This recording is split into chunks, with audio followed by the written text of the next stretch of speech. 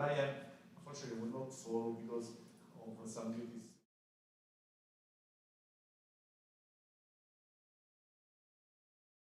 Lectures. So we are ready to start. We thank once more Professor Federico for his dedicated effort in preparing lectures and coming here. We look forward to participating in a stimulating event, which will also be the starting point after these 2 years of pandemic, which have exhausted our resources. And welcome to private lobby and have a great intellectual fun.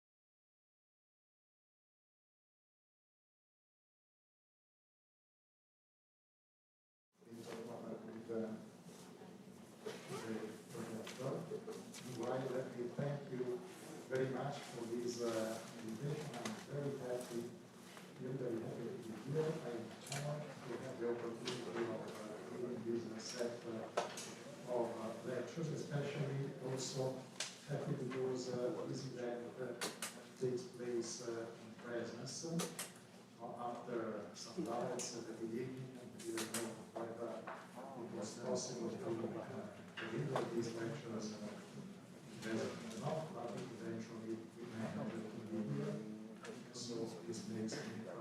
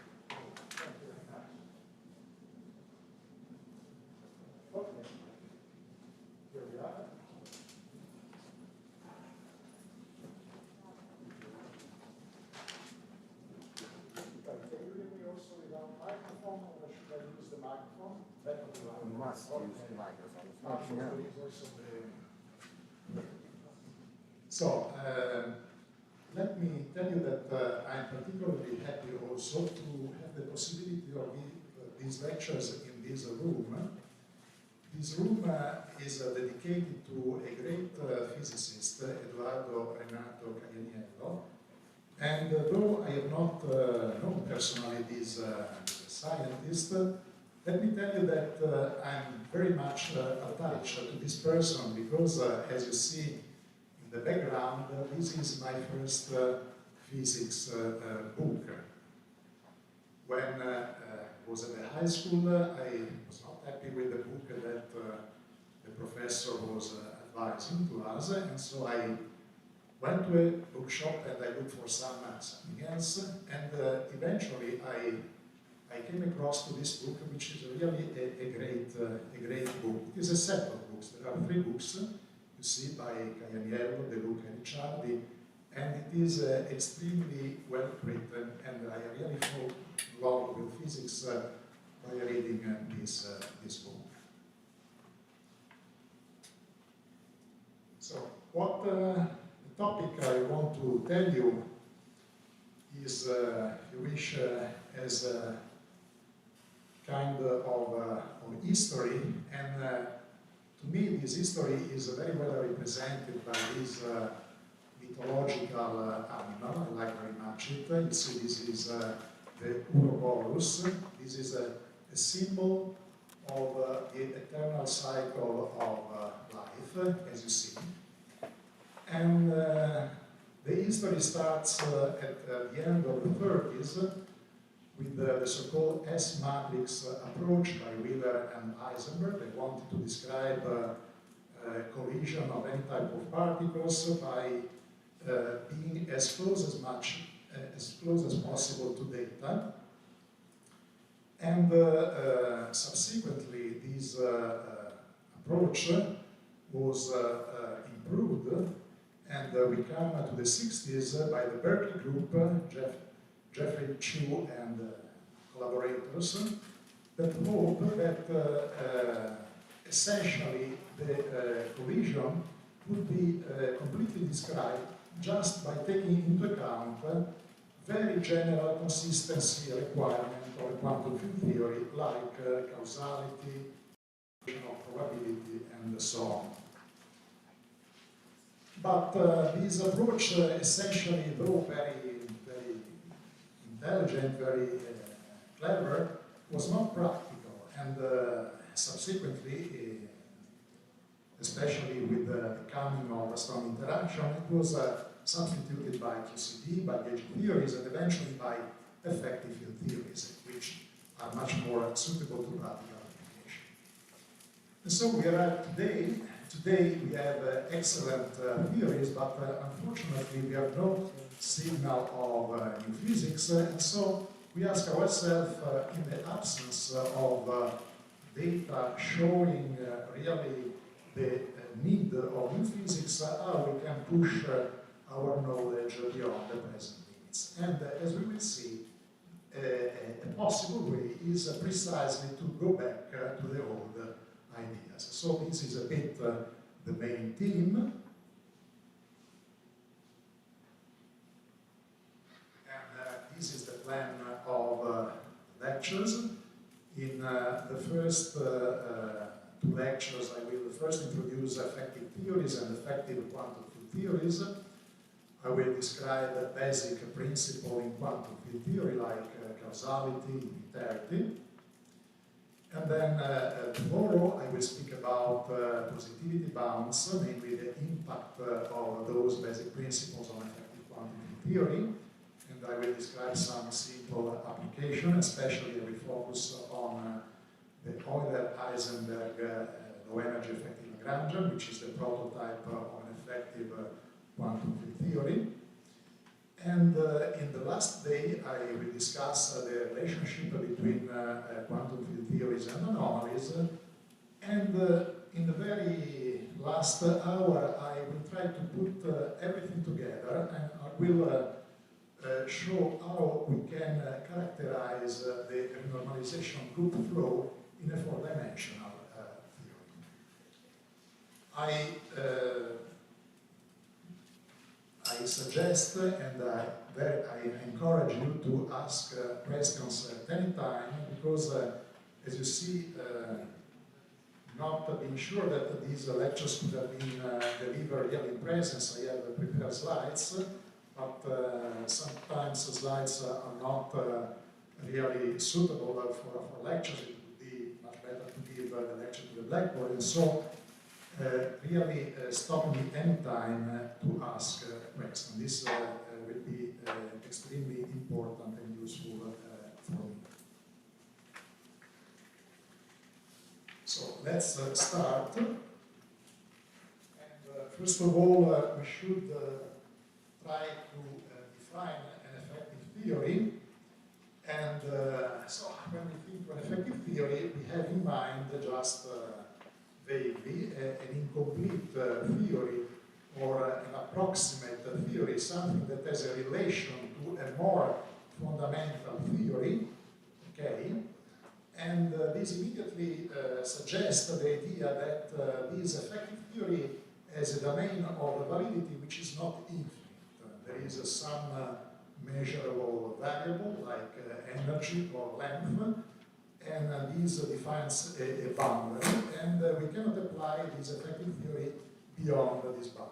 No? When we go across this boundary, we should replace this effective theory with something else, with a more fundamental theory. This is what we have in mind without going really into a definition. And this also raises a question because this kind of idea probably is true for any known theories in physics. No? We don't know a theory in physics which has no this feature. Okay? To go to a definition, let me start with a very simple example. And suppose that we have a body that initially is at rest on the top of a tower, and we drop this body, okay, from some height z0, and we ask to our student, compute the arrival time. The arrival time is immediately derived in this way. Is there any pointer?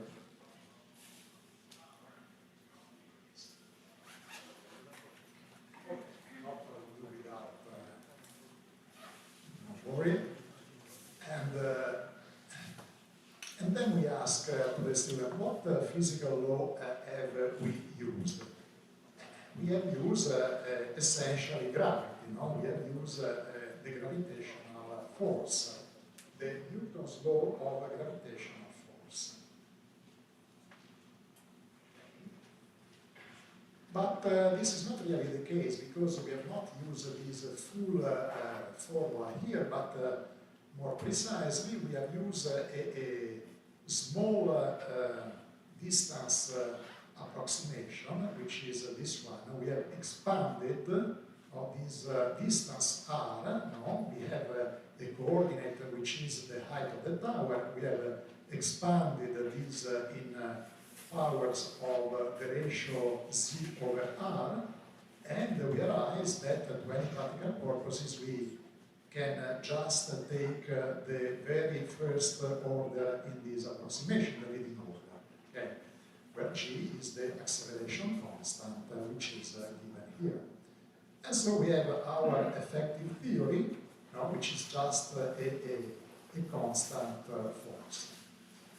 Of course, if our instruments are very precise and if this height is sufficiently large, then we can also include the first order correction and so on.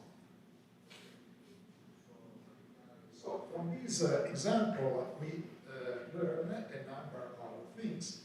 First of all, you see that the use of the full theory can lead to unnecessary complication. Indeed, this is true also for other examples. We do not certainly need quantum mechanics if we want to plan and build a house, okay? And it is much more simpler to use the effective theory. Then we see also that this effective theory is characterized essentially by these three properties: the number and the property of the degrees of freedom. We have in this case one massive body of mass m. Then the symmetry of the problem. In this case we have a translation in the x and y direction in the local plane. Okay, and then we have also rotation around the vertical axis. Note that this symmetry is not exactly equal to the symmetry of the full theory that has a rotational symmetry. And third, we have an expansion parameter, no, which is this z over r, that is telling us, well, the effective theory breaks down. We cannot no longer apply the theory when this z becomes sufficiently large.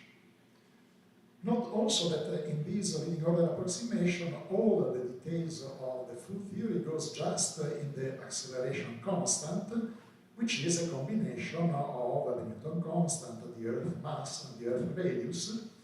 But this is a parameter that can be determined with arbitrary precision within the effective theory. We do not need to go to the full theory.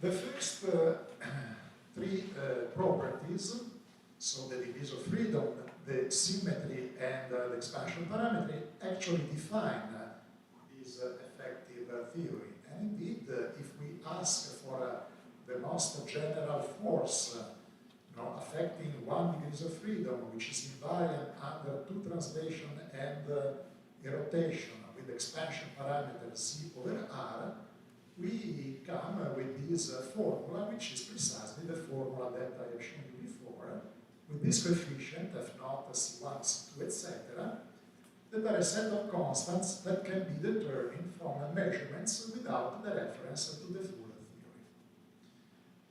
And so this suggests a definition of the effective theory. An effective theory is essentially a theory which is characterized by a set of degrees of freedom, by a symmetry, by a set of expansion parameters, allowing prediction to a given precision in terms of a finite number of parameters that are directly accessible by the experiments.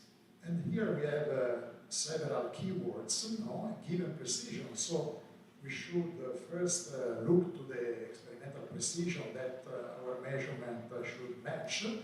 And depending on this accuracy, we fix the number of terms in this expansion.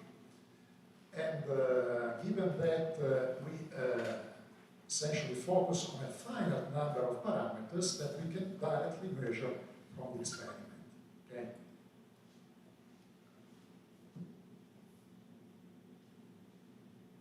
In this example, we went top-down because we knew what the fundamental theory is and we derive our effective theory, but we can also go bottom-up. So assume that we don't know the Newton gravitational law, we don't know the full theory, but our experiment have already determined the symmetry of the problem.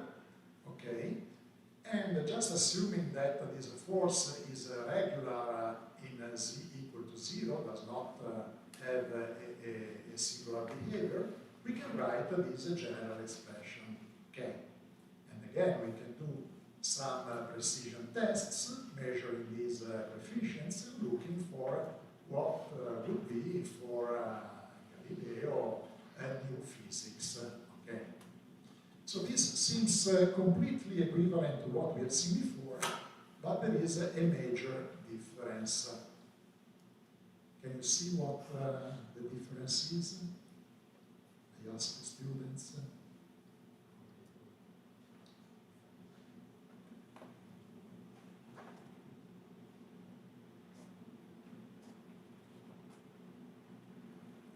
Formally, please. You have an infinite number of parameters to determine. You have, sorry? I mean, you have an infinite number of parameters to determine at the end. Okay, in principle, you have an infinite number of parameters, but again, if I fix the experimental precision, I can cut this expansion and I come again, I reduce these to a finite number of parameters. So this is like before, but there is another subtlety which is not very apparent from this formula, but it is very important. I hide a bit this feature.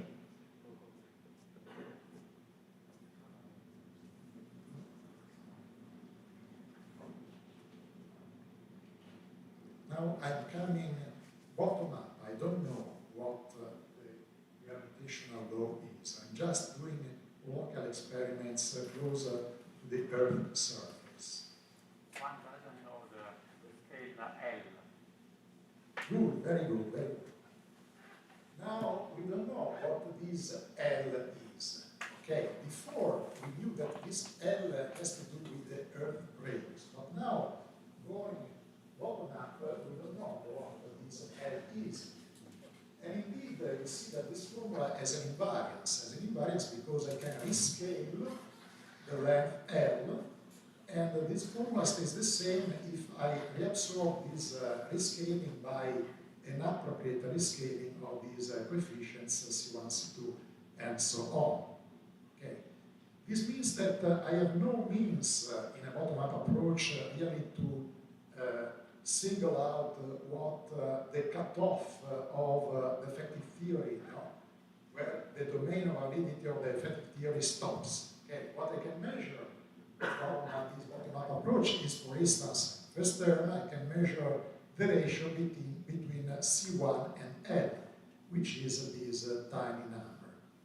But if I have no idea of what this C1 is, I cannot tell what this L is. So the expansion parameters over L now need a guess. No? So assuming, for instance, that C1 is of order 1, like in the previous example, I deduce that this L should be of the order of 1,000 kilometers. So please remember that there is a difference between the top-down and bottom-up approach. In the case of the bottom-up approach, you need a guess in order to establish what the expansion parameter precisely is. Now, we realize if we broaden our view that this example is just a small ring in a very long chain, okay, and this chain goes from, for instance, in this picture, from distances of order meter or so to extremely small distances, and we have on the top biology, chemistry, then quantum mechanics, nuclear physics, elementary particle physics, condensed matter, and so on, okay? And we see that this full range is divided into layers, and each layer has its own incomplete theory.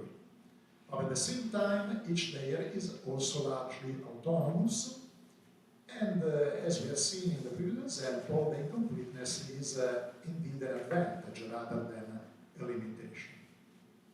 Now, I would like just to take a few minutes in order to make some thought about the possible relationship between these layers. There is an old view which is called reductionism, and according to reductionism, there is a hierarchy between these layers. Okay, so quantum mechanics is considered more fundamental than chemistry. Chemistry considered more fundamental than biology, and so on. And perhaps all the layers can be derived by a single theory. The theory of everything. Okay? And this reductionistic view had great supporters. For instance, a giant of physics like Steven Weiber, probably one of the greatest physicists of the last centuries, in his book, Dreams of a Final Theory, wrote, let me just quote him, "The dream of a final theory inspires much of today's work in high-energy physics. And though we do not know what the final laws might be, or how many years will pass before they are discovered, already in today's theory, we think we are beginning to catch glimpses of the outlines of a final theory." See, 3 times, final theory, final laws, final theory. Okay? At the same time, this kind of view had also great detractors. Here is another giant of physics, Anderson, that in this very beautiful paper, More is Different, advocate another point of view. You see here again this ladder, okay? And he wrote, "This hierarchy does not imply that science X is just applied Y. At each stage, entirely new laws, concepts, and generalizations are necessary. requiring inspiration and creativity to just as great a degree as in the previous one. Psychology is not applied biology, nor is biology applied chemistry. Okay. So these just give you an idea that the relationship between these layers is not so obvious, it's not so trivial, and apart from this almost philosophical consideration, let me give you an example from a physical system. So let me take a toy model for the fundamental theory, for the lower layer. You consider a solid, a simple model, an extremely simple model for a solid, which consists just of a one-dimensional chain with a finite number of atoms, okay, like this. And moreover, these atoms interact with each other with an elastic force. So there are springs that connects the various atoms, okay, with instance periodic boundary conditions. Okay, so we have this simple Lagrange describing the system. Okay. We know that if we are not really interested in the microscopic properties of the system, if we want to study, for instance, the specific heat or transport properties, better we go to the continuum limit. Okay, so now the coordinate of a single atom is simply the value of a field taken up at a certain point, and so to leading order approximation we replace the distances between two adjacent atoms by the derivative of this field. We replace also the sum by an integral, okay, and so this Lagrangian becomes something else, because this Lagrangian here that is something that we are familiar with, because it is essentially the Klein-Gordon Lagrangian, no, with the metric, which is a metric in 2 dimensions. Okay, this is the Minkowski metric, but okay, there is not the light speed here. We have a velocity. This velocity is some combination of the fundamental parameter of the elastic constant, the interatomic distance, and the mass of the atoms. Okay, and this Lagrangian gives rise to this wave equation. So this continuum limit now describes some waves, or if we quantize the systems, photons with this characteristic dispersion relation. Okay.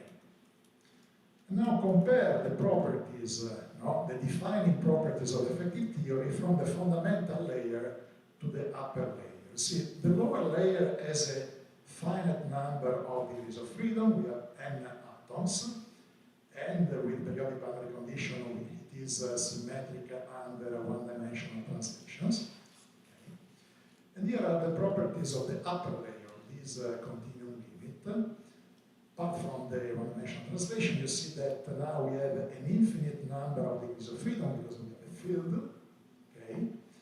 We have a Lorentz-like symmetry, transformation that leave this metric invariant, and also we have a shift symmetry, because we can essentially shift the value of the field by a constant term, and these dynamics remains invariant. So you see that we find something completely different. These are called in the jargon emergent properties, because these are not properties that belong to the lower layer.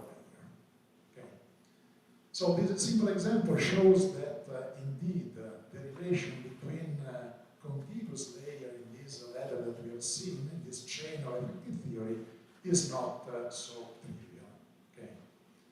And if you think to the situation in particle physics today, okay, we have a theory that describes distances that goes from nuclear distances down to 10 to the minus 18 meters. So consider this as an upper layer if you are looking for something more fundamental. we know that our theory is based on fields. Now it's described as a quantum field theory, so we have an infinite number of degrees of freedom. As a symmetry, we have the Poincare symmetry, so translations and SO3 rotations. We have the Lorentz symmetry, okay, we have also gauge symmetries, but we don't know if these are emergent properties, so if these properties really belong also to these possible more fundamental layer or not. No? And so keep in mind these features when considering effective theories. This is for students, some questions you can think about. So in the previous example, in our toy model, with the change of atoms, please look for the expansion parameter in the effective theory. And then also ask yourself if the Lorentz symmetry is good to any order of expansion parameter, because before we truncate the expansion to the leading order, we just kept the leading order in the effective theory, so we can go on include other terms. Please try to figure out what these new terms could be, and whether the Lorentz symmetry is a good symmetry or not in the next term of this expansion. And the same thing also for the shift symmetry. There is a difference between a symmetry that is good to any order in the expansion parameter and a symmetry which is no good from some order on. No? The first is the symmetry defining the effective theory. But there are also symmetries that just appear at some order of expansion and then disappear. These are called accidental symmetries. And we have examples also in our current theory of particle interaction, the standard model. We might be familiar well with the fact that, for instance, baryon and lepton number are not fundamental symmetry of this theory if seen as an effective theory, but are just accidental symmetry. So the question is to understand whether Lorentz and shift symmetries are true symmetry or accidental symmetry.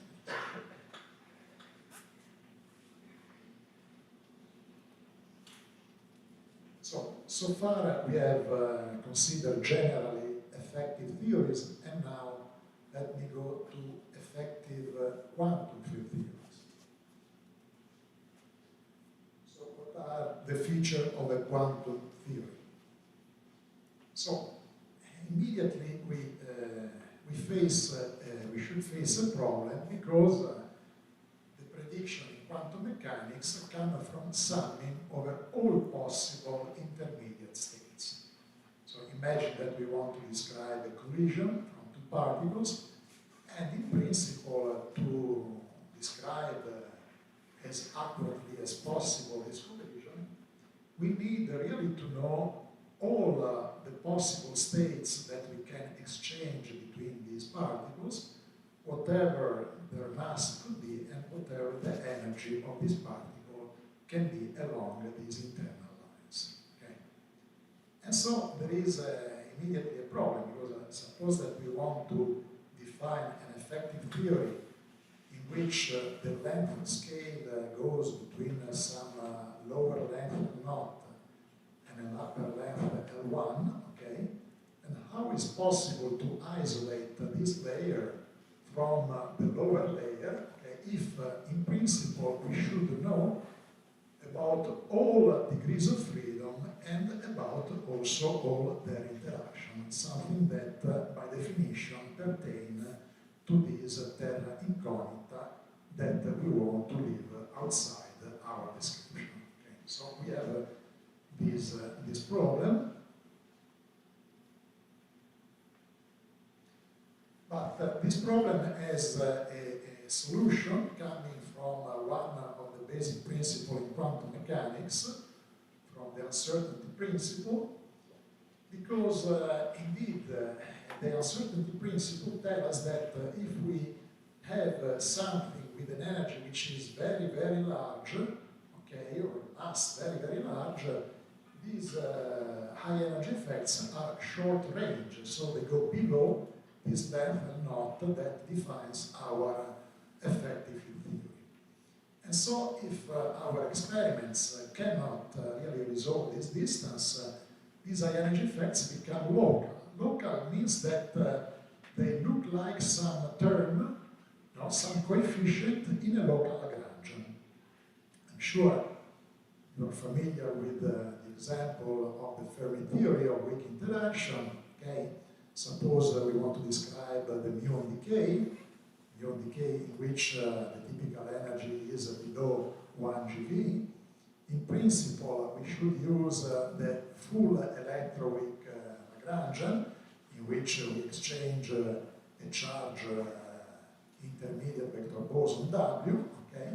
But if the energy we are probing is extremely small compared to the mass of this state here, and then we can just replace this non-local interaction, okay, with the local one, with the four-Fermi interaction, and all the details of the fundamental high-energy theory goes into this coefficient, which is a coupling constant, which indeed is the Fermi coupling constant. It is simply the gauge coupling over the mass of the intermediate boson square. Okay? And this is something reminding us the very first example in which we didn't know to really know the Newton constant, the Earth mass and radius, and we can just describe the falling body through the acceleration constant. Okay? So the uncertainty principle saves us and permits to define the effective energy and putting all what we don't know about the high energy part in coefficients of a local Lagrangian.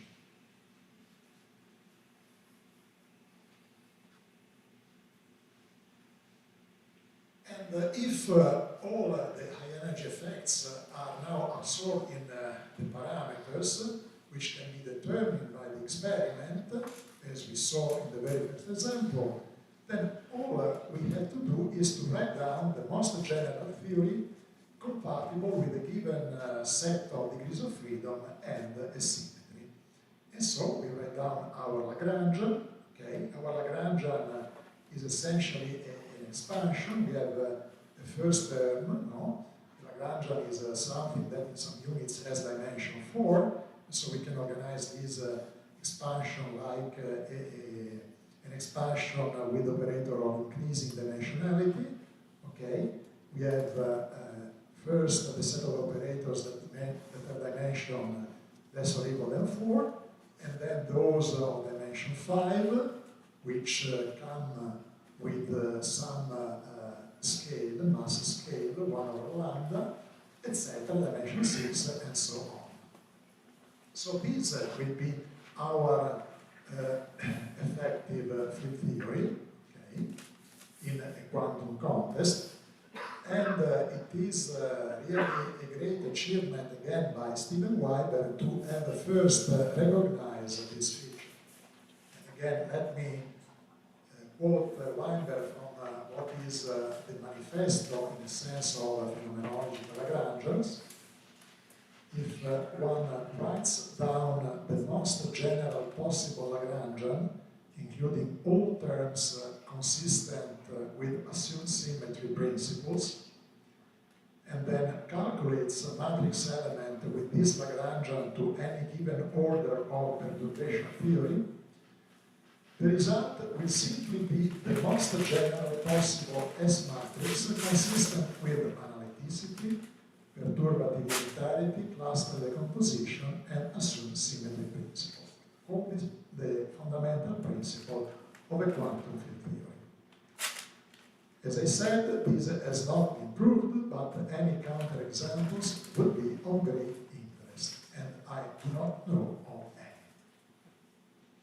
Okay.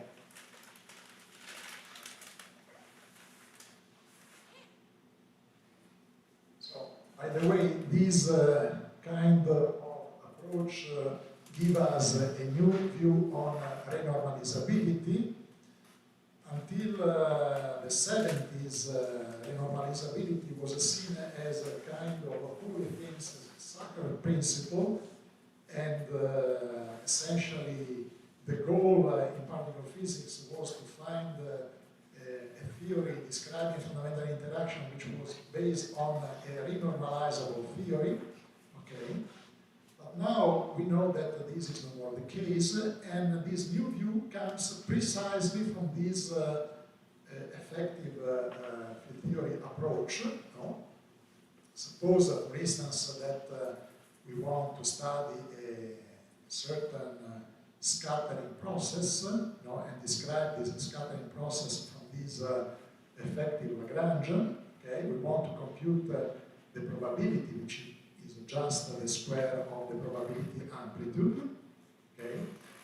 And let's study this process in a certain kinematical range in which we take the energy which is much greater compared to any mass in our Lagrange, okay? But at the same time is smaller than this scale capital lambda.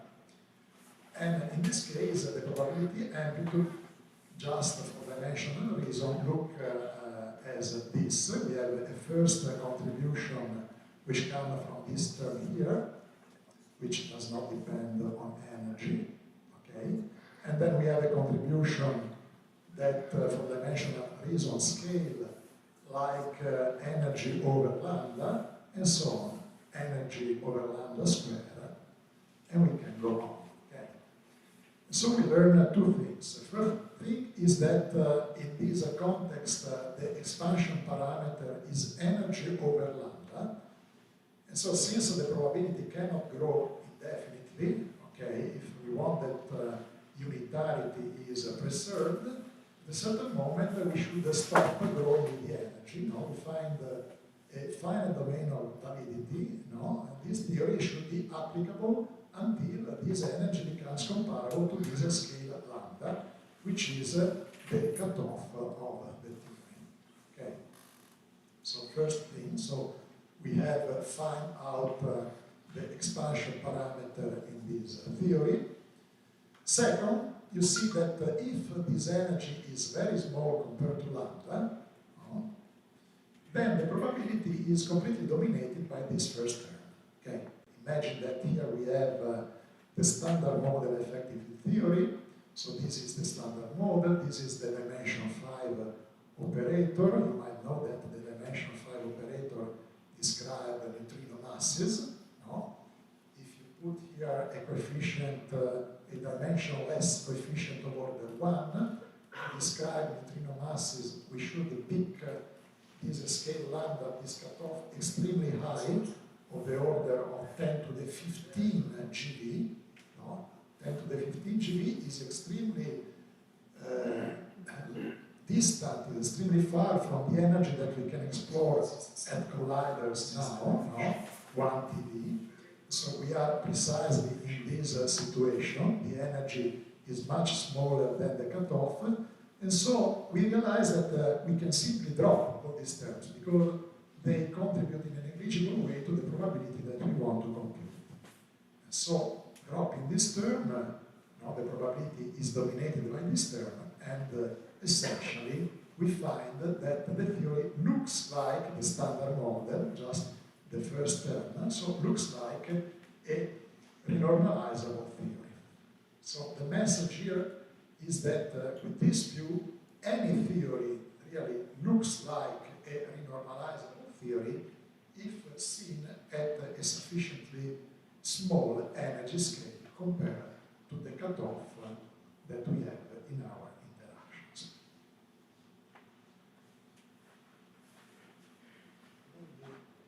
Let me see if there are questions so far.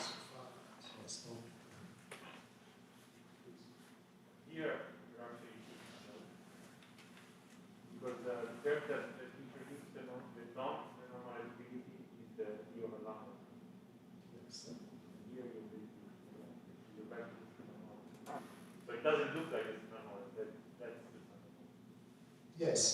what I'm saying is that since everything, should keep in mind that everything is driven by the experimental precision that we want to match. Now, suppose that in a collision experiment we should match a precision of 1%, 1/1000 in precision tests. No? For instance, like there's a clap, okay, could be in the future in a E plus minus. What I'm saying is that if really this scale lambda is 10 to the 15 GeV and my experiment is 100 GeV, I do not need this term. Even if it is there in my effective field theory, I can completely neglect, precisely as I was neglecting the term C over R, no, in our first example, and I was using just the constant force. No? And in this case, I can use just the first term, which is the standard model, which is renormalizable. So this theory looks like renormalizable because I can drop to any practical purposes all these terms in this expansion. This is the message I wanted to convey. But I don't see the new viewer renormalizability, because the standard model we know is renormalizable because all the couplings are dimensional. Yes. But here, there's that new viewer renormalizability to me is describing how can I normalize a field where I do care about lambda. Which is, I don't understand. So, which is what I can't. So, imagine that now lambda is not at the 15. Yes. 10. If it is much lower, again, this theory looks like a normalizable theory, provided the energy scales that are accessible to my experiment are sufficiently smaller compared to this cutoff. Okay. Now, renormalizability. Let me specify what I have in mind by saying renormalizability. A theory is renormalizable if we have couplings that either are dimensionless or they carry positive power of energy. This is a technical definition. So I'm just saying that if I am in a kinematical situation such that no, I can completely neglect these terms because they are not providing a contribution which is within the experimental accuracy that I can reach, then this theory looks like a normalizable theory. I'm not saying that it is normalizable, but looks like.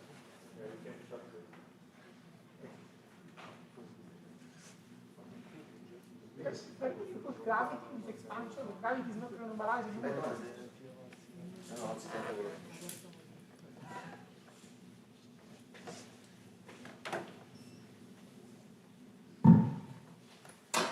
Just to understand that, where do you put gravity here in this expansion? Will you put it in A5? I am not considering gravity in all of this set of lecture. I'm completely neglecting the presence of gravity in these effective materials. But if I had to put gravity, yes, I would put in the first possible term coming. It probably would be dimension 6, but I'm not sure because I should put the Planck mass square, no? 1 over Planck mass square.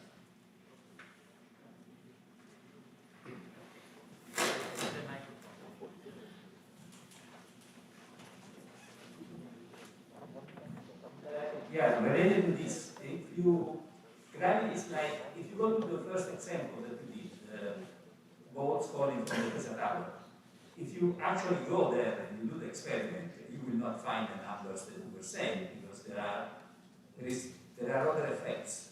So here gravity is like the resistance of air, except that fortunately we are in a Pisa tower on Mars or some other in which the resistance of air can be neglected. That if there is, then you will have to go back to your fundamental equations, and you probably have a different effective theory which takes into account also the other interactions. Probably. Sure. The first example was a completely idealized example in which, of course, I tried to focus on one single interaction while I know that in a practical experiment there are several interactions that occur at the same time. But this is like a Galileo thought experiments. No? Galileo in this plane was slowly running down some spheres, and he was cleaning up the surfaces while knowing that there was some friction, but he imagined that in an idealized situation in which he could completely neglect this friction, he arrived at something leading to the inertial principle. So it is something that is idealized. Okay, we are very lucky that gravity is so weak, so that you can make a set of lectures ignoring it. Otherwise, the universe would be completely different. No. But the gravity, I'm not neglecting gravity because it is weak. I am neglecting gravity because I should cover I should focus on a set of let's say, of topics. Gravity is certainly extremely interesting, and will be extremely interesting also in the context of the things I'm going to tell you after. But unfortunately, on one side, I am not an expert on that, and so it would be much more difficult for me to tell you about this.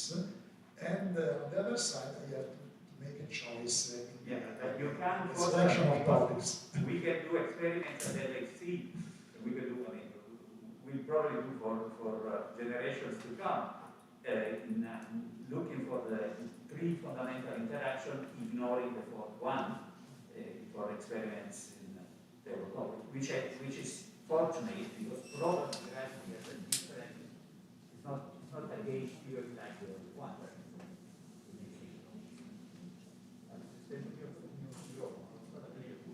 Vabbè, te lo sospendo. Prova a accendere.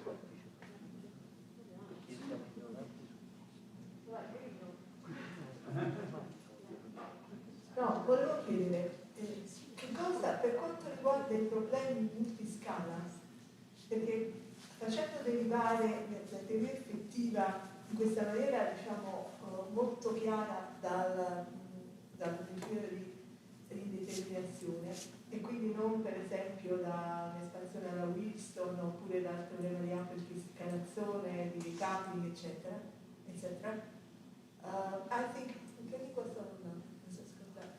I'm sorry, I just confused the language. So I would say, in this general attitude that this divide everything from the uncertainty principle, not from Wilson expansion or from amplificazione di chemical theory, how do you deal with the bound states of two heavy quarks or whatever it is, a multi-scale problem? Because in this approach that you are making, it looks like every theory can have an effective theory. And you can always, that if you have a hierarchical scale, if you don't have this hierarchical scale, how are you dealing with this? This is my curiosity. Thank you for the questions. It is certainly true that I can have a much more complicated situation than the one I am presenting. So, in this case, of course, I should pay attention. I can have problems with the presence at the same time of several scales. In this case, I should pay attention and use cleverly the renormalization group, remove one at a time the quanta that pertain to a given scale, and I have to do a step-by-step process before I come down to the effective theory I am interested in if I go, let's say, in the top-down approach. So this was just kind of general presentation for a simple case. But there are cases that technically require a series of steps that I have not illustrated in this slide. So let's say every theory can be you don't assume that there will be a complicated stuff that you cannot create yourself. This was not your work. What's the point of this? Yes, again, the point here is that any theory can be seen as an effective theory, because unless we are able, at least in the context of quantitative theory, to pin down our experimental accuracy to zero distance, we should stop at some point. And all the effect of the physics that is beyond this point can be condensed in a set of parameters of a local energy. Okay, so I speak loudly because apparently I didn't. So, coming back to the bottom up, should we say, there is a combination perhaps figure out the scale of the okay. So one of the lambda is the scale of the physics, but then you have the character, so to say, so you measure the mass, so you know there is something else.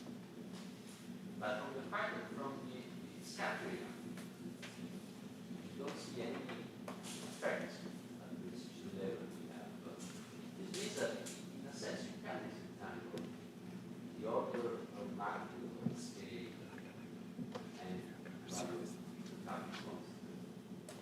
So you see mass, but it must affect the combination. But you don't see the effect, right effect of Yes, I see your point.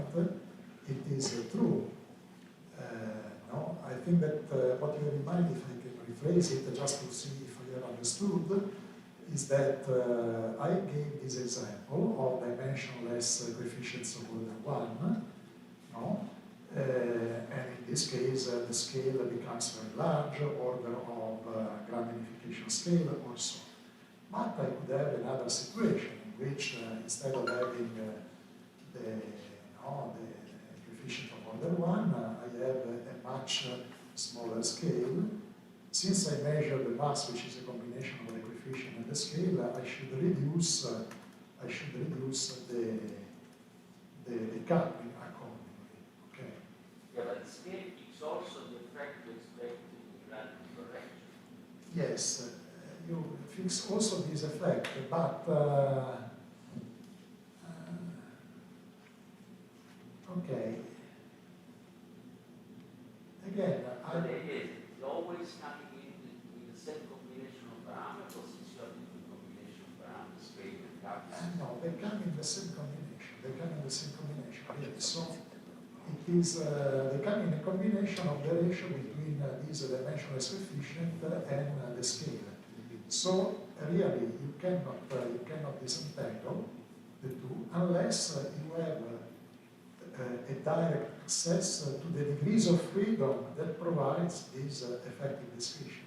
So if you measure the mass of the right-handed neutrinos that is exchanged and provides these dimensional five operators, so you control the mass, so you know what this lambda is. In this case, you can disentangle lambda and the dimensionless coefficient. Otherwise, if you just come from the bottom, you just see the combination. And it is, even if you include this in a process, in another direction, or in some scattering process, you just see this combination.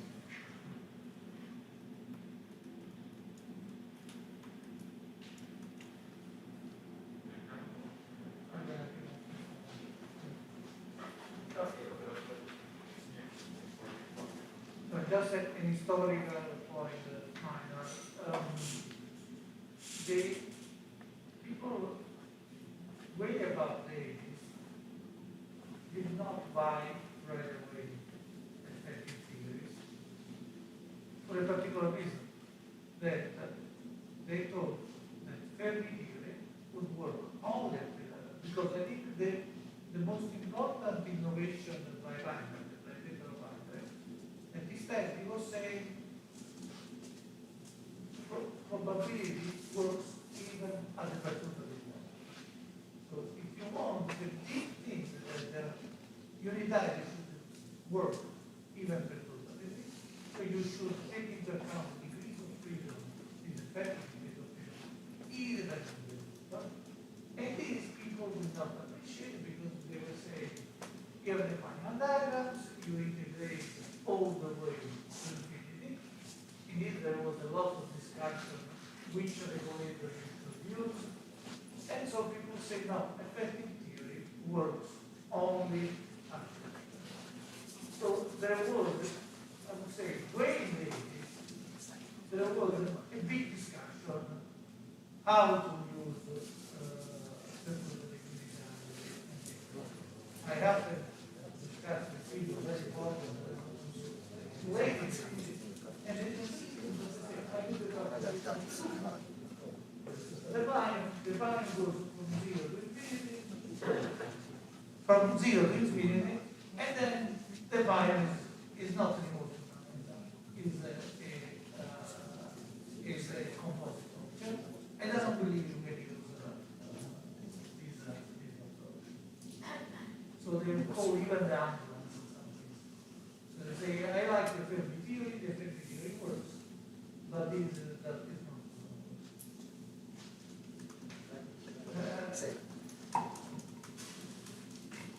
Thank you for the comment. Indeed, the history is very complicated. It's not just telling the final result, but it is there is a lot of discussion and understanding in between. Thanks. Maybe we can stop here for the first hour, and then we reconvene in half an hour. Thanks.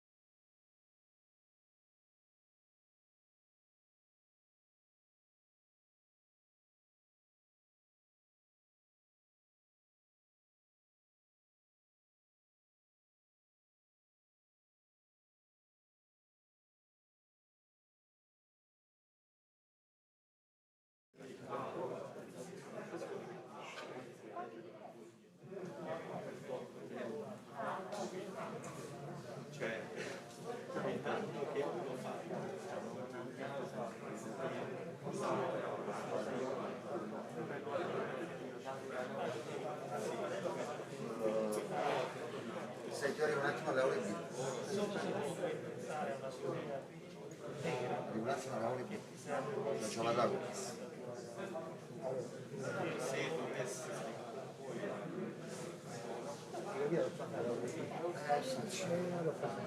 Ma perché chi si cazzo non passa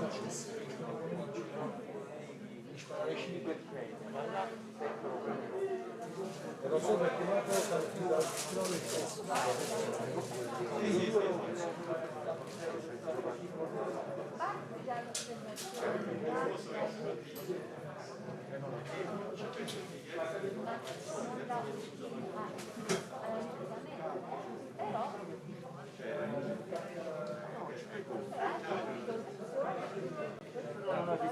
Ma stamattina mi siete collegato?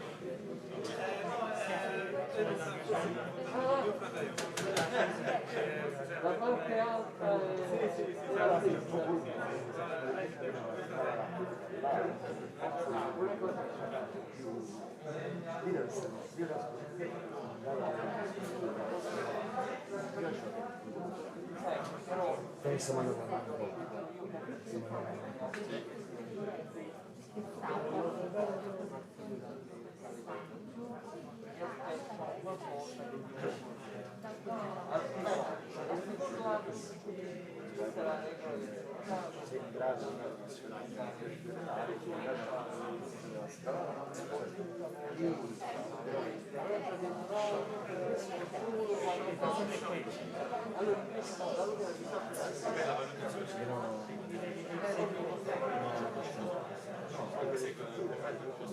però hai capito?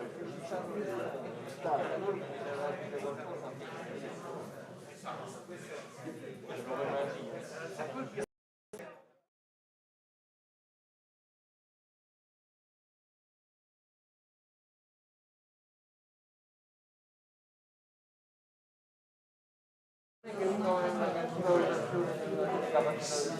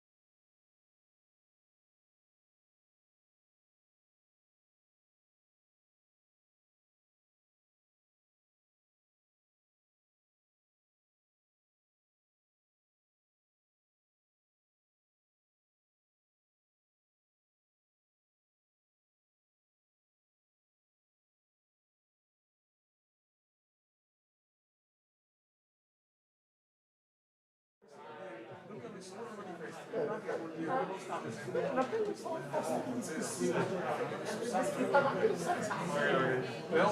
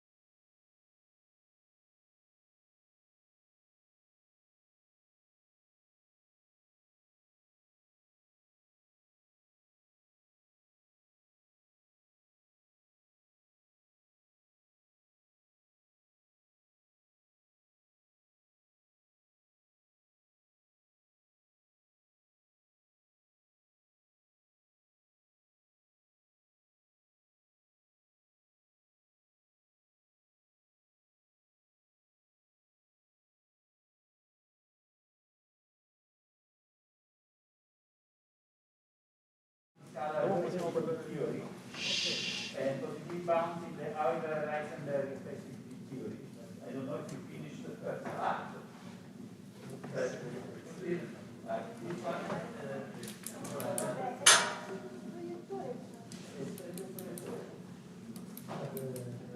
just this?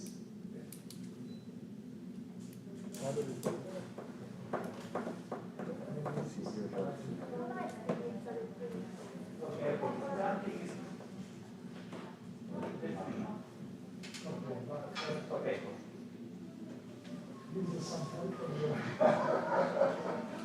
Where could you all be without okay?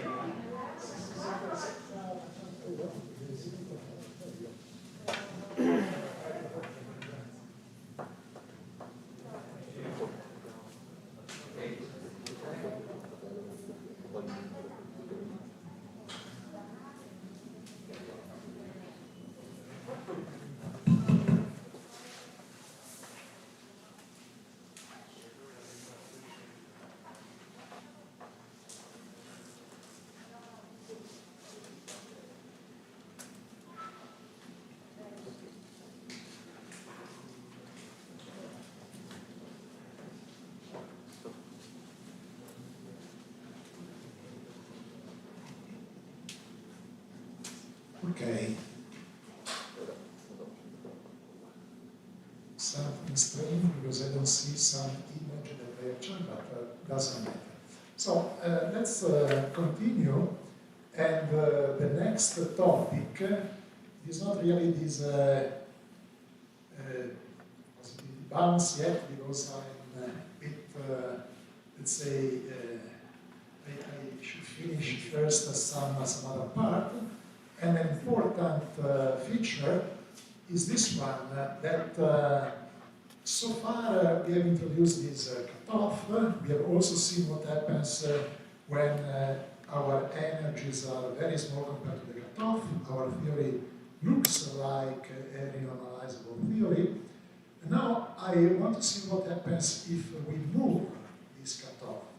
If we move this cutoff, something happens. And indeed, if you remember the first example, the one of the flowing body, we had a kind of invariance when we moved what was the cutoff L, this scale big L, we were rescaling big L, and this rescaling could be compensated by a rescaling of the coupling constant. And the same happens also for a quantum theory. So I would like to remind you briefly this aspect.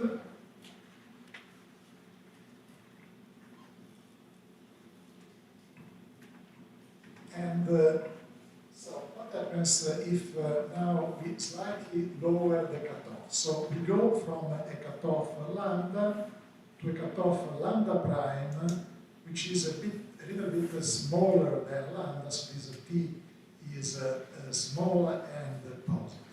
Okay. We assume that in this slight change, the degrees of freedom and the symmetry of my effective theory do not change. So in a sense, we would like to go from this description in which we have effective theory, in which we explore length scales from a lower bound L0 to an upper bound L1, to this effective theory in which the lower bound here has been moved. In this case, now this is an energy scale, mass scale, so we move this length scale a little bit high to this L0 prime. Okay. Now, what happens is precisely what happened before in our example with the flowing body.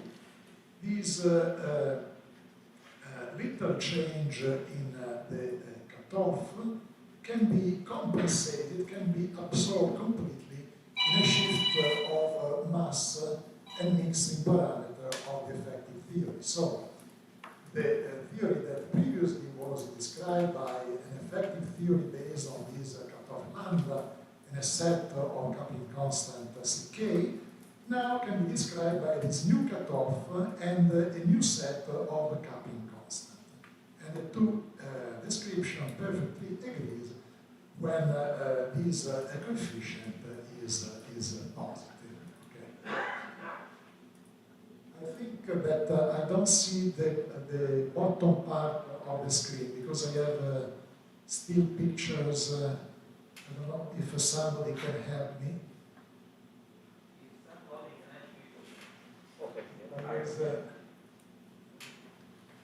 I have a lower part that is not displaying. Maybe we should.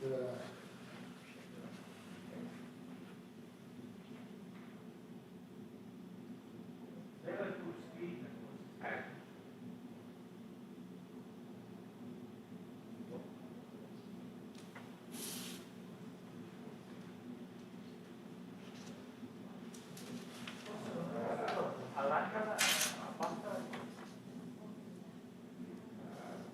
aumenta la dimensione verticale.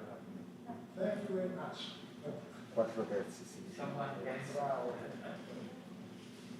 So you see the analogy before was this addiction, in which we have this kind of rescaling. This rescaling produces a motion in the parameter space, and this is a simple example of classical mechanics. And now we have a similar thing also in quantum field theory, in which the rescaling of the cutoff produces a motion in the parameter space. And this is a great achievement of Kenneth Wilson that first was, let's say, characterizing this type of phenomenon in the context of quantum field theories. Okay. So we have seen that lowering the cutoff, we have a motion in the space of couplings. For instance, in this picture you see we have cut our parameter space. We are following the motion of these two couplings, C1 and C2. And for instance, we start from one of these points here. The arrows are towards low energies, so we are going to lower cutoff. And you see that we move, for instance, from this point to this one and then to this one. Okay? Maybe you know that this motion is described by a set of function, of a beta function, that describes the velocity and the direction in the parameter space of this movement. And you also know that there are special points in this parameter space in which the motion stops. These are the points in which this beta function, the velocity, is equal to 0. And these are the fixed point of this renormalization group flow. For instance, you follow this and you end up at this point, and you see here the motion stop. And at this point, the theory is scale invariant. If we try to diminish further on the cutoff, the theory looks the same. Okay. You also know that it is interesting to try to characterize the nature of this fixed point. This we can do if we are around, we are in the vicinity of the fixed point. We can linearize the motion by expanding this beta function. We produce this expansion. We have the leading order, and we have this first term, which is characterized by this matrix. And depending on the eigenvalues of this matrix, you see, if all the eigenvalues are negative, this means that this distance between C and C star diminish. Okay, so we are in the direction of, we go in the direction of the C fixed point, and the fixed point is a stable fixed point, also called an infrared fixed point. You see that in this picture, this fixed point is infrared because all these arrows, independently from the direction you come to this fixed point, are pointing really to the fixed point. Okay? We can have also the opposite situation in which these eigenvalues are positive. In this case, this distance grows, and we have an unstable fixed point, or an ultraviolet fixed point, okay? Now, an interesting thing is to see what I go when I start from an ultraviolet fixed point. Of course, I should not really sit on the fixed point, otherwise I don't move. But imagine that you are on the top of a hill, you just produce a little displacement by a little perturbation, and then the motion begin, and so I start moving from this fixed point. And the most plausible motion is from one ultraviolet fixed point to an attractive, stable infrared fixed point. Okay. This is what we may have in mind, but of course other possibilities are not ruled out in principle. I may have a situation like this one, in which I go in a circle like this, or a more complicated situation in which I have kind of ergodic motion in the parameter space, etc. Let me ask if I can have something like this. See, I start from some point, then I turn on this flow, I go to this point, and then again, lowering the cutoff, I come back to this point, okay, via another, let's say, trajectory along the renormalization group flow. Now, the answer is no, is negative, if the motion is described by what we call a gradient flow. Namely, if the beta function that describes the velocity in this flow is essentially the derivative, okay, of something, of a function that we can call a potential. Okay? Because here you have a one-line proof. No? If this is so, you see, I can compute this difference. The value of this function in A minus the same value, this is obviously 0, okay? But I can compute also this difference going along this line, computing the integral of dv, okay? Now I write dv in the following way, like the derivative with respect to ci, and then the derivative of ci with respect to t and dt, and you see the derivative of ci with respect to dt is just the beta function. But also this, the derivative of v with respect of ci, is again minus the beta function. So I have sampling, no, I should sampling along this path, which is negative definite. So in this case, I cannot really have a flux, a flow like this, and the flow is irreversible. So we have a quantity, which is this quote-unquote potential, a quantity that decreases monotonically along the flow, no, it's this one, and this in a sense, if we want to interpret physically now what this quantity is, we can say that this measures the loss of information when we remove the layer, now in our effective theory, which is between lambda and lambda prime. Okay? We remove something, so we are not allowed anymore to apply our theory beyond the new cutoff lambda.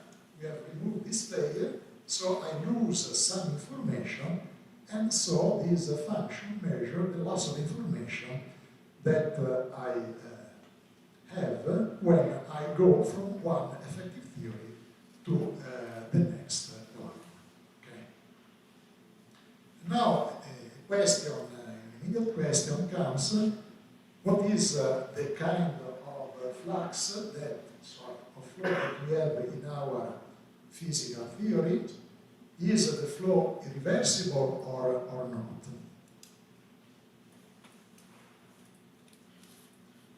And there is a famous result that has been established rigorously in two-dimensional theory by it's a homological of long ago, having to do with the irreversibility of the flux of the renormalization group in a two-dimensional field theory. Let me just read a few sentences from the original article. There exists a function C of G of the coupling constant G in a two-dimensional renormalizable field theory, which decreases monotonically under the influence of a renormalization group transformation.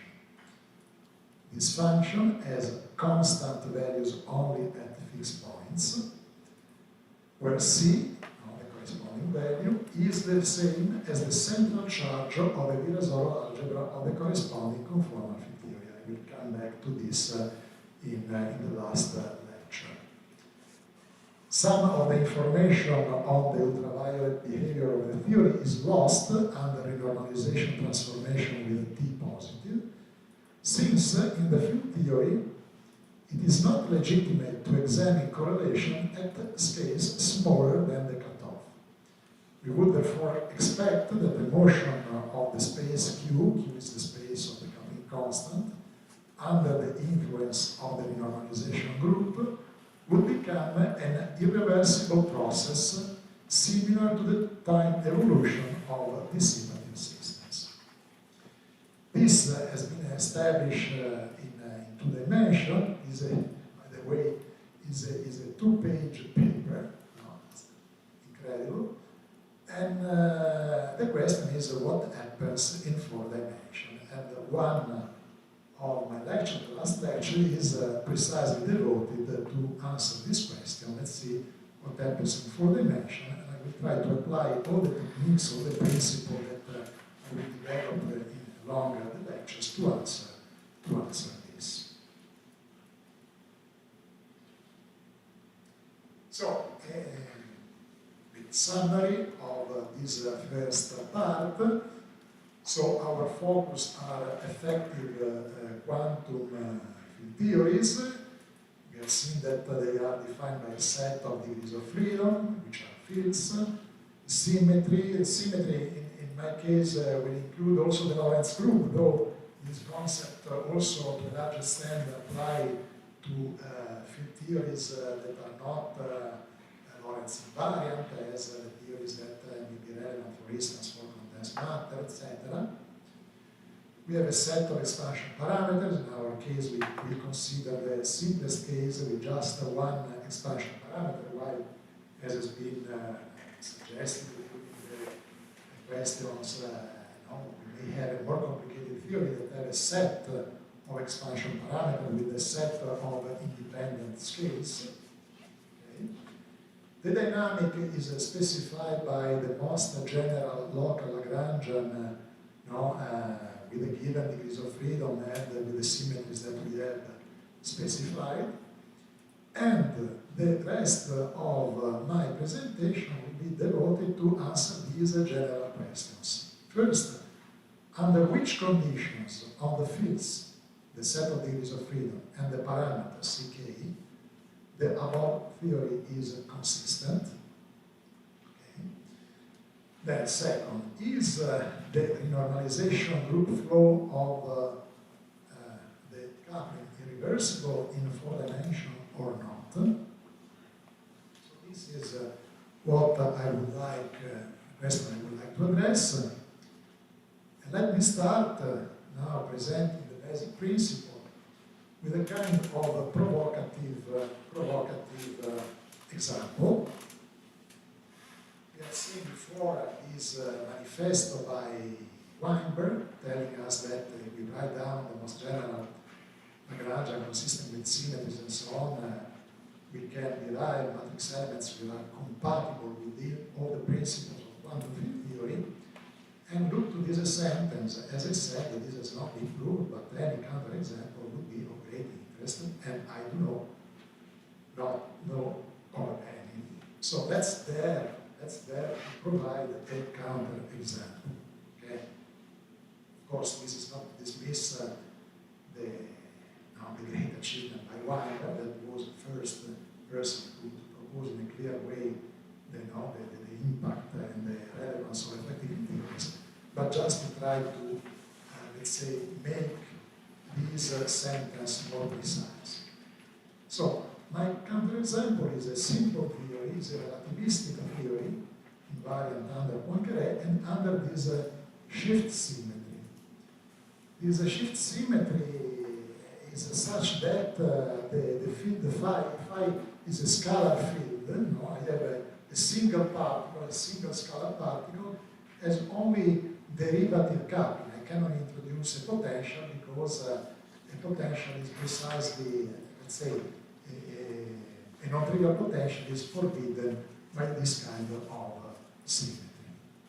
So my Lagrangian is simply the kinetic term for the scalar field plus the first interaction term is essentially the square of the kinetic term times a coupling constant, which is a dimension full coupling constant. There's a dimension of 1 over a mass scale to the 4th power. And let's take this G negative. Okay, and my claim is that this provides a counterexample to the statement of okay. So let's try to understand what is wrong with this negative coupling G. Okay.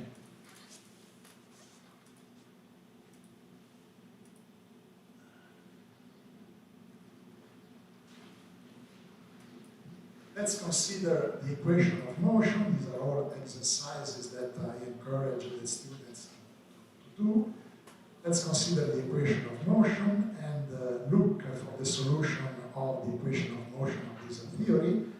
And you will see that this equation of motion has a family of translationally invariant solutions. Okay, this is a solution, let's say, spontaneously break the Lorentz invariance, but are translationally invariant and are a solution of this type. No?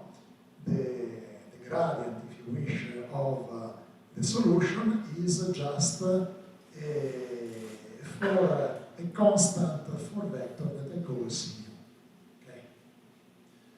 We have a family of solution of the equation of motion, and so we can quantize the fluctuation of the field around one of these solutions. So introduce the fluctuation.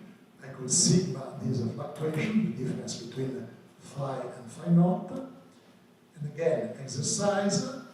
Let's linearize the equation of motion for this fluctuation. So I have a linearized equation of motion, equal here we have higher order term sigma that we neglect.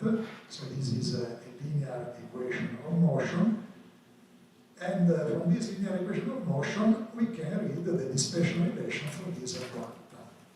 You see that if I neglect C mu, if C mu is equal to 0, I have simply the D'Alembertian acting on sigma equal to 0, which is the Klein-Gordon equation for a massless field. Here, this Klein-Gordon equation is corrected by these terms, which is different from 0, and I can immediately read the dispersion relation going to momentum space. I have that the energy square is equal to the momentum square minus 8g, this quantity, which is a positive quantity. Okay. But since the phase velocity of this quanta is defined as omega over k, you see that omega over k is not equal to 1, is not equal to the speed of light, which is the speed that we expect for a massless field, but is the speed of light minus this quantity. And you see that if we have g negative, we end up with the speed of quantum, which is a superluminal. Okay.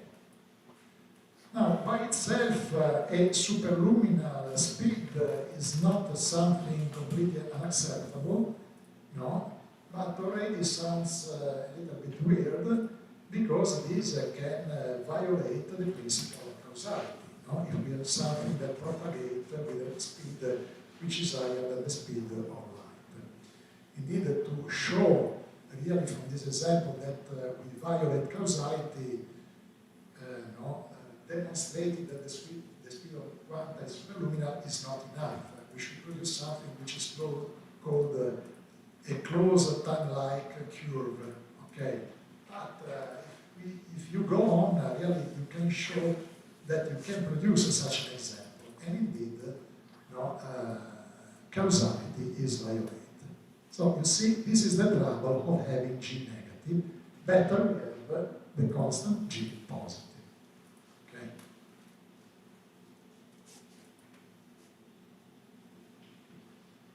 Now, this is a bit our next program.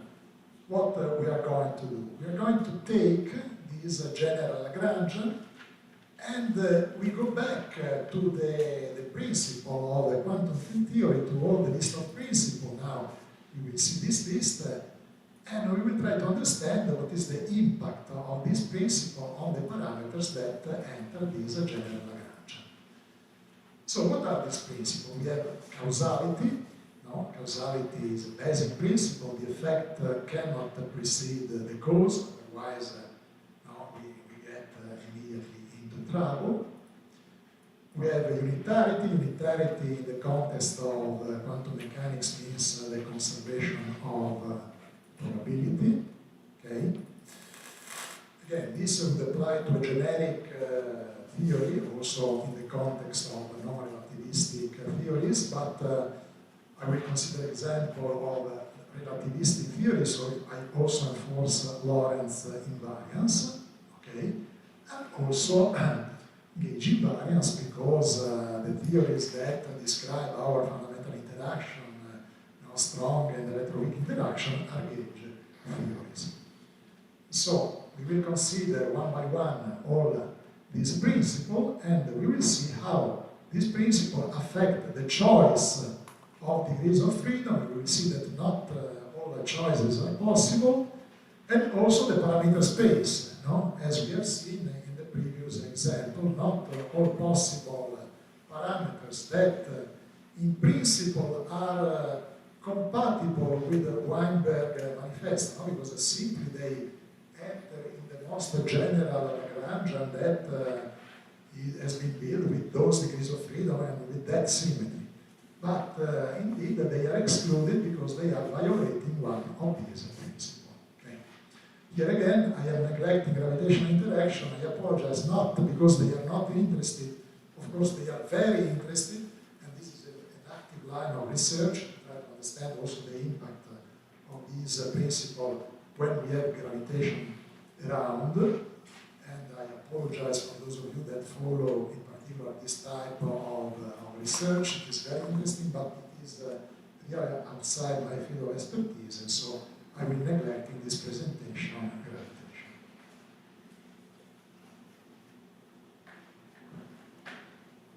So let me start with the first principle. And first of all, I would like to address a very important topic for this set of lectures, which is the relation between causality and analyticity. And to do that, I will not go immediately to the general frame of a quantum field theory, but I will consider a very simple model. I call it a signal model, in which we have no spatial coordinates. Our, let's say, our states are just functions of the time. This is the setup. We have a source which is producing some incoming signal, which is a function of the time. This incoming signal enters this black box region. So something happens in this black box region, and then the signal escapes this region and is finally detected by some detector. And again, we have a function of the time that describes the output of this experiment. Okay. Let me make a couple of assumptions. First, let me assume that the output depends linearly on the input, and also let me assume time translational invariance. Okay. And from this we write down this expression, okay, the output signal, okay, should be given by a linear superposition, first assumption, so we have an integral, of the input signal times, let's say, a kernel S, which instead of being a generic function of the time, is a function of the difference between t and t prime, because I have invoked time translational invariance. Okay, so this is in a formula, the set. This is a set of two assumptions. Okay. By the way, this kernel will play the role when I will move to a quantum field theory to the S matrix. Okay, so keep in mind this. Now we can switch to the Fourier space. We perform a Fourier transform to both the signals and the kernel. And since this is a convolution, this in Fourier space becomes simply a product. Okay. Now we have a function of a frequency, okay, or if you wish, energy. Okay, and now let's impose causality, the fact that the output cannot precede the input, which means that if my incoming signal is vanishing before a certain time, before a certain instant t, the same should happen also for the output signal. Okay, so it should be 0 before this instant t. So I would like to see what is the consequence of this on this kernel S.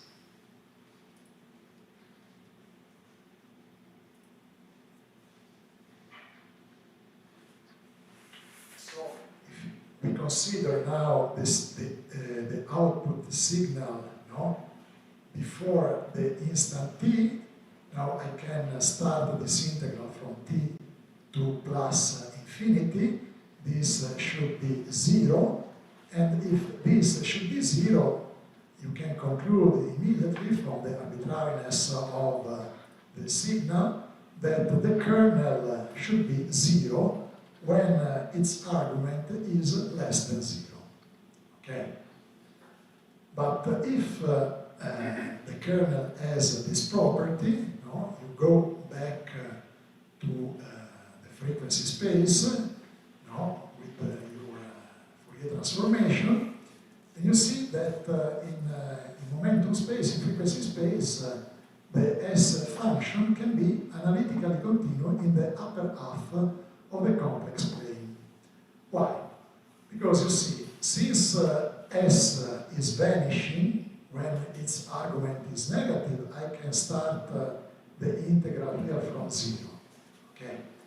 And if I move from a real omega here, I move in the upper half of the complex plane by adding a small positive imaginary part, then this exponential acquires this term e to the minus epsilon t, and this term can only improve the convergence of the integral. So if before the integral was convergent, it will be convergent a fortiori when I have added this small positive imaginary part. And so I come to the conclusion that this function is analytic in the upper half of the complex plane. I should define now what the physical S is, and I define the physical S as the limit of this function, this complex variable, when I reach, let's say, the real line from above, ascending epsilon to 0 from above. Okay. So these show that analyticity in the upper half plane is a necessary condition for causality. I think this is a very important fact for what we will see in the following. Let me ask if this is also a sufficient condition. And we saw fast that this is not a sufficient condition. Let me consider this example. Okay. Let me consider a contour integral. The contour is along these lines. C1, which is immediately above the real axis in the complex omega plane, and then C2, I integrate this function. Look here now, I do not have t, I have the absolute value of t, okay? And first of all, I have an analytic function of omega in this region. I have no balls inside this region, and so immediately I can say that this contour integral is equal to 0. Okay, from analyticity. But at the same time, I can split this integral in two contributions. I have the first integration in contribution along C1. The contribution along C1 is simply this integral from minus infinity to plus infinity. And this, now by definition, is simply S evaluated at minus absolute value of t.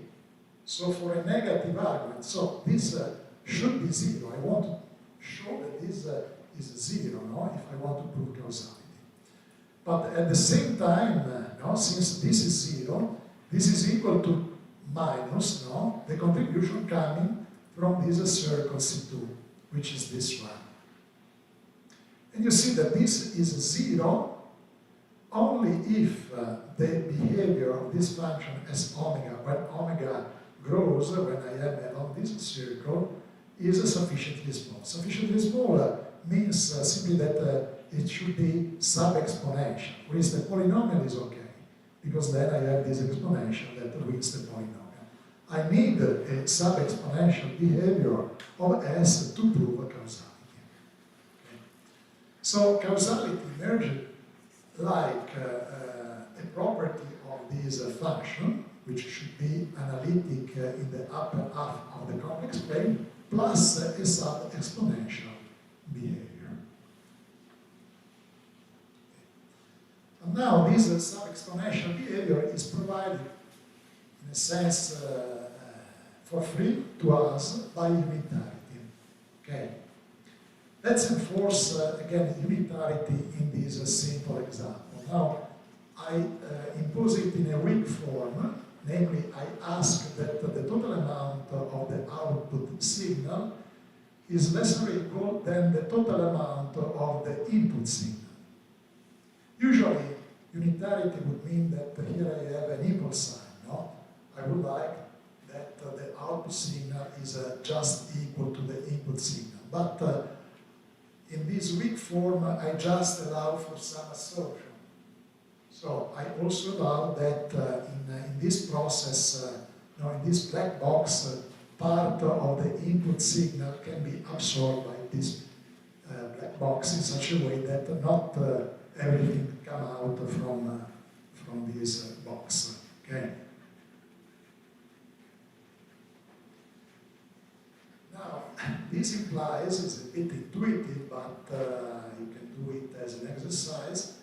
This implies that in a Fourier space, the absolute value of S, S as a function of now the complex W, is bounded, is less or equal than 1 in the upper half of the complex plane. And so I proved that from unitarity, I could derive a property which is called polynomial boundness of the function S of omega. Now, Microfono.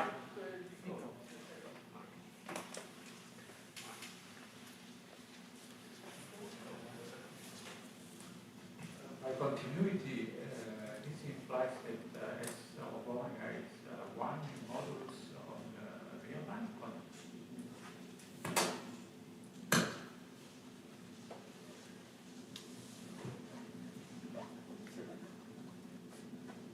so the question is if by continuity this implies that S is equal along the real line.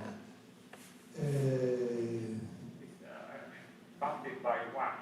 Yes, I don't think so. I don't think so, because we have an infinite domain for omega, So I don't think that the boundness of S of omega implies that omega is equal, that the S of omega is equal to 1, exactly equal to 1 along the real line. I don't think that there is any continuity. Analytic side of continuity. If you have some cards, you can analytic. The function is analytic in omega, but this property does not imply that S is just equal, identically equal to 1 along the real line. Maybe this is... constant along the real line and then constant Yes. elsewhere. So maybe with this next example, this is more clear, I hope. Let me see. Fine. Perfect. I will start. Okay. So, one observation. This polynomial boundness would be also true for quantum field theory, but in this case, the S matrix will not have just this simple bound. We will have another bound, the Froissart bound, that I will comment in the next lecture, which is different from this one. Okay, but in this simple example, in this simple model, I have this bound. Now, if on top of this bound, I can say that this function S of omega decreases sufficiently rapid at infinity, I can write a dispersion relation. Also, a dispersion relation is central to all our discussions. So let me emphasize that in order to write a dispersion relation, I need two ingredients. One ingredient is the analyticity property of the function that I use in writing down the dispersion relation, and the other one is the polynomial boundness, okay, that allows me, with a sufficient number of subtraction, you will see in a moment, allow me to write the dispersion relation. In this case, if S of omega goes to 0 sufficiently rapidly at infinity, I can write this dispersion relation that relates the value of S evaluated at omega in the upper half of the complex plane now to this integral here. Okay? And if this epsilon is very small, I can use this familiar formula. This denominator is equal to the principal part of 1 over omega prime minus omega plus the delta function.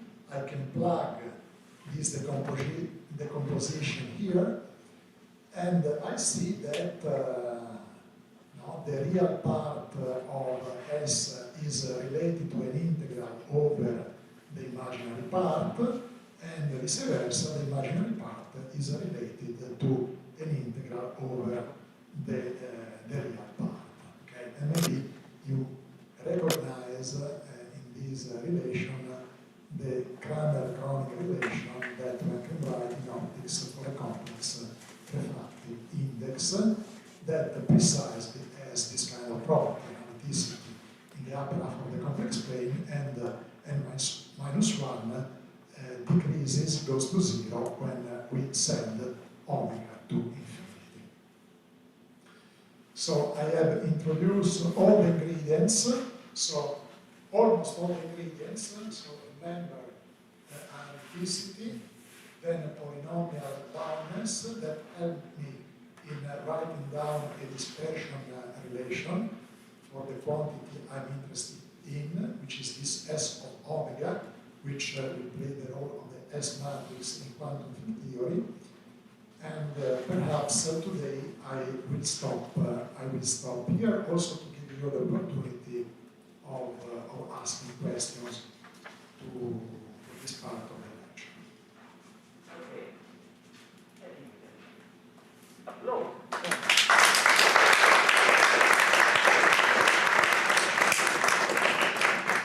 And take questions with the only microphone that we have.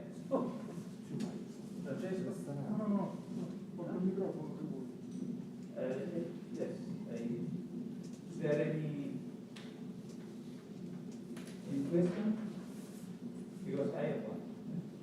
And can you elaborate on this weak form of unitarity? Because you used to think of unitarity as a requirement in its strong form, otherwise you do so. Why do you need a weak form? The microphone to share this. No, I certainly can also use the strongest form, but may I use maybe a little corner of the blackboard?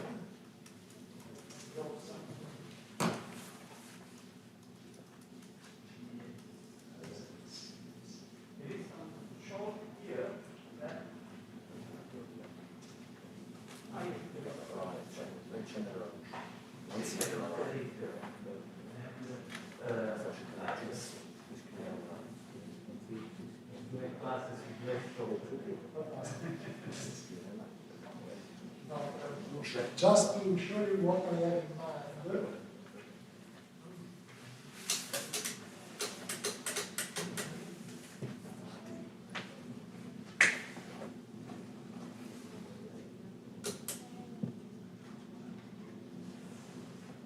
this function S to become the S matrix, no, the S in a quantum field theory. And our application of this S matrix will be on a scattering process, 2 into 2 scattering process, so something like that. No?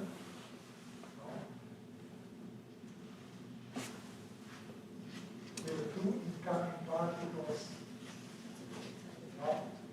2 incoming particles and 2 outgoing particles. So what is the relation of this signal model in this picture, and why I have asked unitarity in a weak form? Now, I will ask unitarity in a full form for this process, so if this process is described by an S matrix, is tomorrow, then I will ask precisely that S as dagger is equal to 1, and this is unitarity. So why I have not asked precisely this? Because the relation of the signal model to this picture is the following one. If you wish, I have frozen here these lines, and I only pay attention to what happens to these lines. So this is my F input, and this is my F output. Okay. So in this sense, you understand that I can lose something if I just focus my attention on these lines, no? Because something during the scattering process can go also along those lines. So I can have absorption of the signal by this line here, and so the output signal can be less with respect to the input signal. So this is the reason why I have imposed a unitarity in the weak force. But tomorrow we will consider the full picture and I will impose a unitarity in the weak force. The universe things are not lost, absorbed by some spectators. Yes, thank you for the question. Okay. Is there a question there?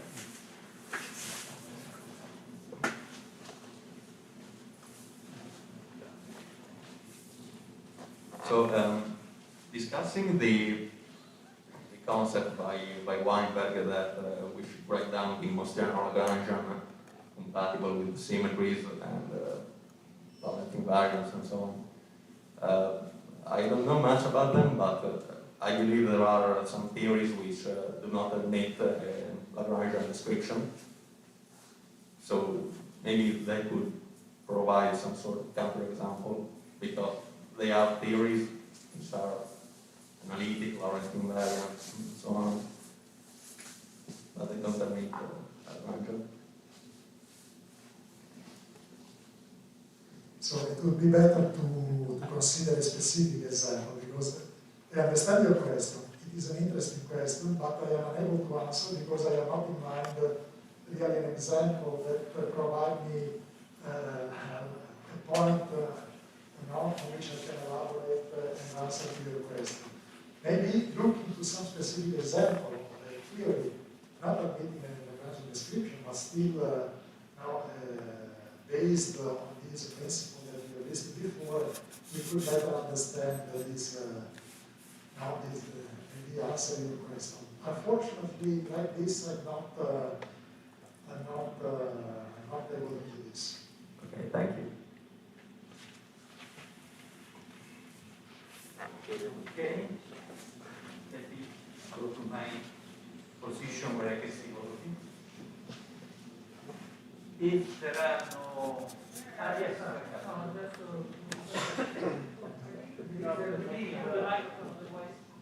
there is a belief in one of the theory, I don't know if it's Wilson or something like that, that locally you should always be able to write a wiki cup of two theory in the proper degrees of freedom.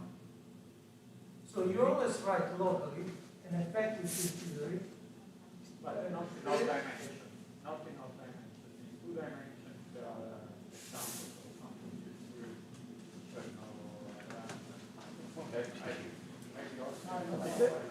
There could be no wiki coupled degrees of freedom. The point is to find the right degrees of freedom. It's not. Okay. There is the comment on the question. On the comment is that this depends on dimensions. Or do you want to add something, Massimo? No. I remember. No, I just want to make sure that the registration is fake. No, I'm not an expert. I remember vaguely that in 2 dimensions, definitely part of the theories which do not admit Lagrangian, and I think also in 6 dimensions I saw something sometimes some people were unable to It is an interesting topic, and of course I would like to be able to answer this question. Unfortunately, as you have seen, all of my discussion is based on Lagrangian. So I have difficulty in finding a contact with what we have met. I think in a further discussion we can try to understand if there is some connection between this principle and what we have in mind. Thanks. Okay, we are on time for the